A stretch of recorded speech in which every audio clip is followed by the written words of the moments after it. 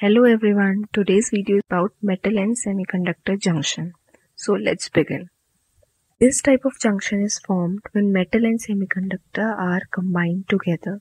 In this case, if we talk particularly about N-type semiconductor, then in metal and N-type semiconductor, electrons are in excess. So due to presence of very less minority charge carriers, less combination takes place, which results in very thin depletion width. This type of junction can further be divided into Schottky and ohmic junction. First, talking about Schottky junction diode, which is also called as rectifying diode, rectifier, which in a simple term can be defined as a device that converts a two-directional alternating current into single directional direct current, that is from AC to DC. So we will see how it is showing rectifying behavior. So this is a symbol for Schottky junction diode, which is quite similar to Zener diode. Now before moving forward, let me introduce you with few terms which we'll be using in further explanation. Phi m and phi s are two metal functions of metal and semiconductor respectively. What is work function? It is the minimum energy required to remove an electron from a solid to a point in the vacuum immediately outside the solid surface. As we can see, it is measured from the Fermi level of metal, which is the edge of the metal, up to the vacuum level. It is a point which is outside the metal surface. Similarly, in semiconductor side, it is measured from its Fermi level up till the vacuum level. Another important term is electron affinity, which is given by this term psi. It is defined as the difference between near surface vacuum energy and near surface conduction band edge. As we can see, this point which is measured between conduction band edge to the vacuum level.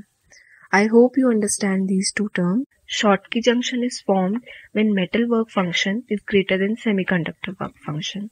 So here we can see this is the situation when we bring together the metal and N-type semiconductor and the metal work function is greater than semiconductor work function.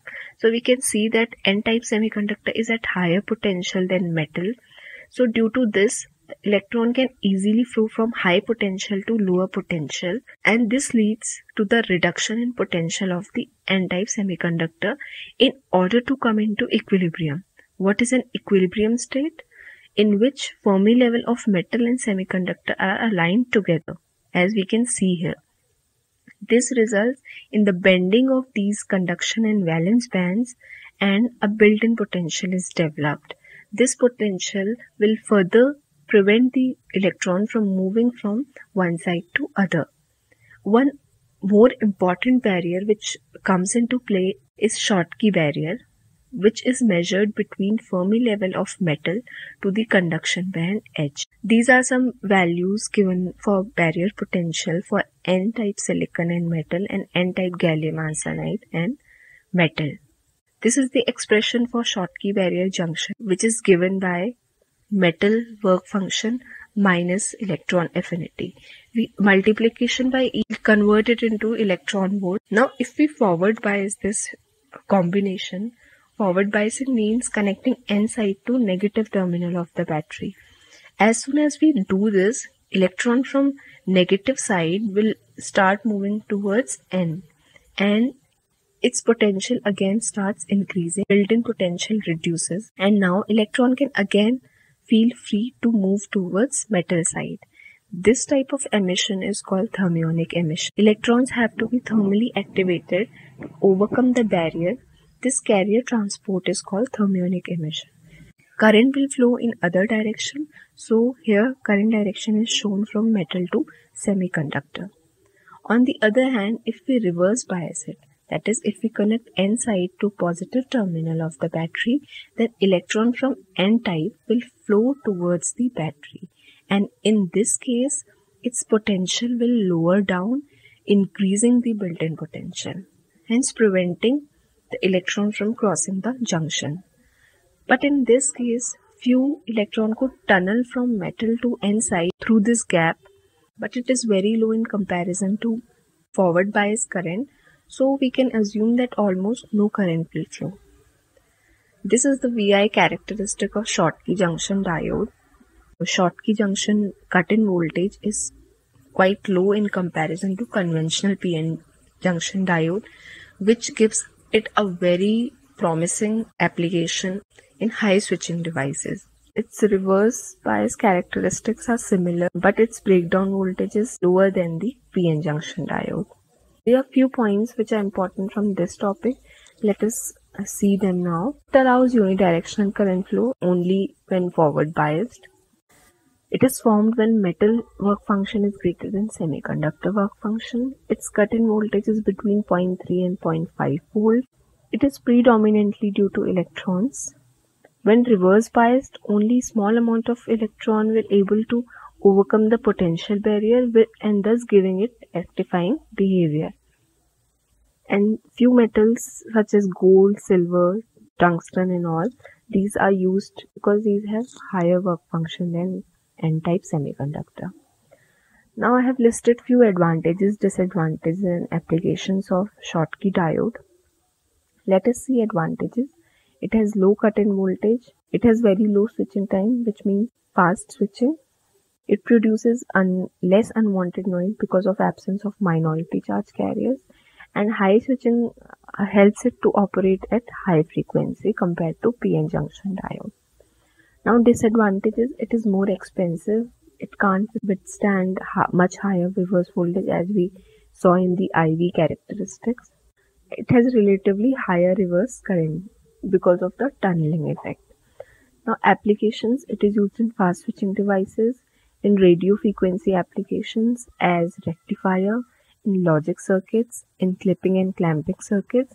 And Schottky TTL is the fastest logic family due to the presence of the Schottky diode, which prevents it from going into saturation.